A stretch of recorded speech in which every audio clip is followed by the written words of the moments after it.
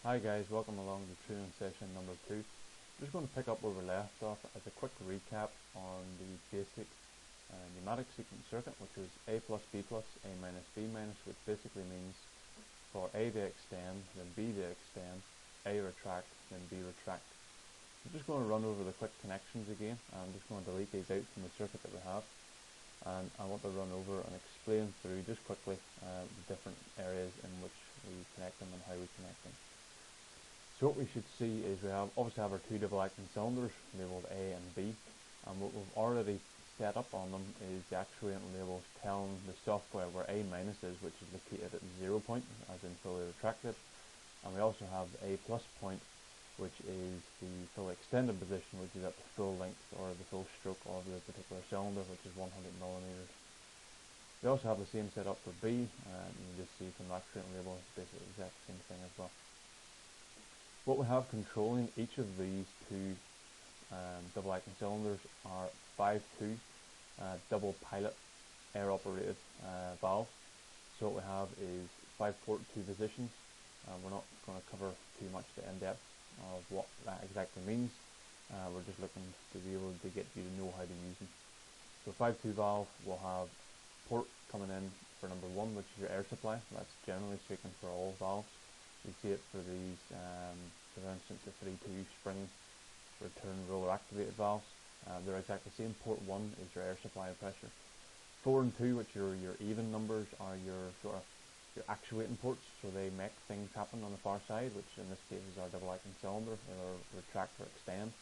Notice that port 4 in this case, if it is powered up with air will go out through and force air out through the back end of the cylinder, forcing the cylinder rod to extend.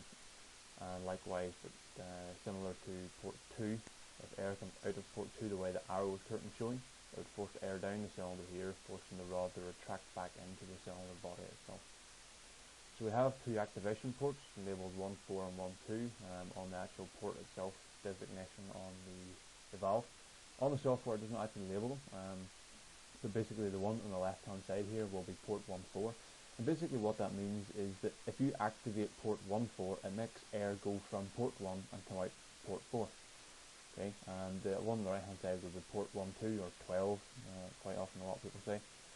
Basically means if you activate it, it will make air come from 1 and come out of 2. So the way it's currently set up means that it's currently activated by port 1-2.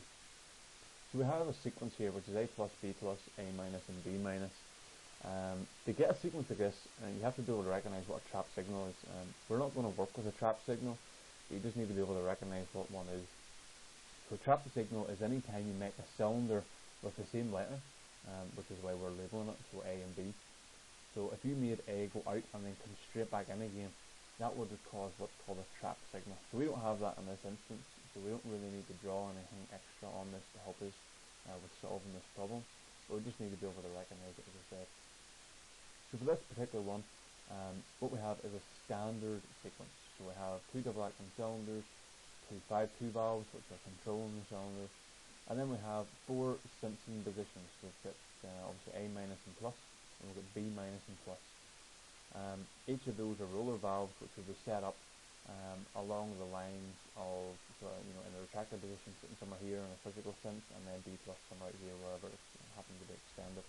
I'll try and set a wee link up to a very short video that we also have on YouTube. It's only about 6 seconds long, but it does show you the roller valves in activation, and you get to see from that position then just exactly how they're activated. So when you have a standard sequence like this, which is A plus, B plus, A minus, B minus, what you're going to see is that the end of the sequence, which is B minus, so when the B cylinder is in the retracted position, that means when that happens, that is the signal for the start of your sequence. So A plus should not happen until obviously a push button is activated, but also that B is in its minus position. That's why we see our air supply pressure here going into port 1 of the 3-2 valve. And what you see from there is it goes then in series with whatever is at the end of the sensor. So what we have underneath this particular one, you see it's labelled with B minus just about. It's shown in this particular position because this one here and also this one on the right hand side are A minus and B minus, which means they're currently activated. Okay, so the software is just showing that both this one and the one on the left hand side are currently activated. So they're not usually in this position, they're usually shown in these two positions here, but these two are labelled as B plus and A plus, and obviously neither of those are currently activated. So to do a sequence like this, air supply into your start button in series with whatever is at the end of your sequence. In this case it's B minus. B minus then needs to make whatever needs to happen at the first part of your sequence. The first thing that should happen is make A go plus. To make A go plus, which means the next cylinder A extend, what we need to do is activate port 1-4. Okay? Because remember, if we activate port 1-4, it will give air supply from 1 and come out port 4, which will then extend cylinder A. So we need to activate from here this 3-2 valve into that position. Now obviously I have these set up in a certain order and position to help with this, make it a little bit easier. So what would happen then from this point is I activate this, it supplies air into this one, which is already going straight through. Remember, if you look at the diagram, it's going straight through. This is because B, which is the one over here, is currently in its minus position. Because it's in its minus position, it allows then, when the start button is pressed, to give you an air supply through into port 1-4 of this particular 5-2 valve. It will extend cylinder A into its extended position, which means this sensor here, which is the A plus sensor, will then activate. When it is activated, it needs to then carry out the second part of the sequence, which is to make B go plus. B will go plus by activating port 1-4 of this particular 5-2 valve, and so forth, and we can continue forward. So if we activate A plus into port 1-4 this, cylinder B will then extend. When cylinder B is in its extended position, which is measured via this 3-2 roller valve, the next thing in the sequence should be to make A go minus. You make A go minus to activating the 1-2 port of this particular 5-2 valve. If this 1-2 valve is activated by air supply will then go up, and as it's currently drawn, go up through port 2 and make cylinder A retract. And then to finish off, when cylinder A is in its minus position, or retracted position, you then use this particular one here.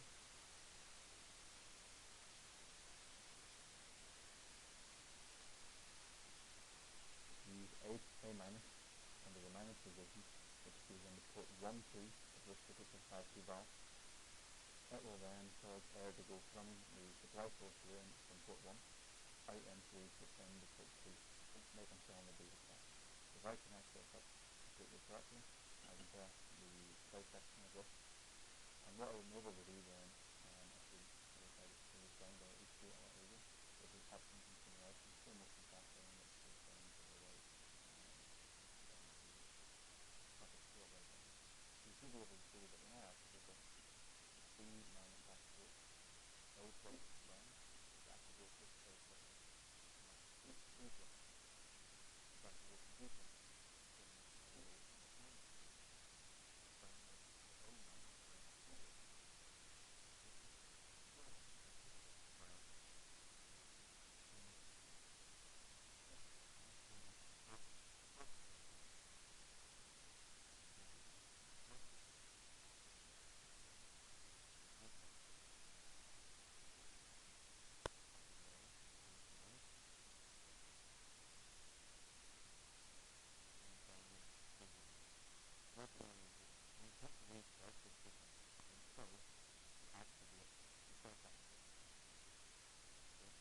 So this is a quick final overview. There's a way to make this cycle or to keep going over and over again.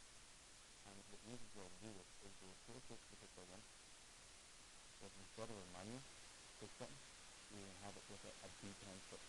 So it's the one with the rotary switch.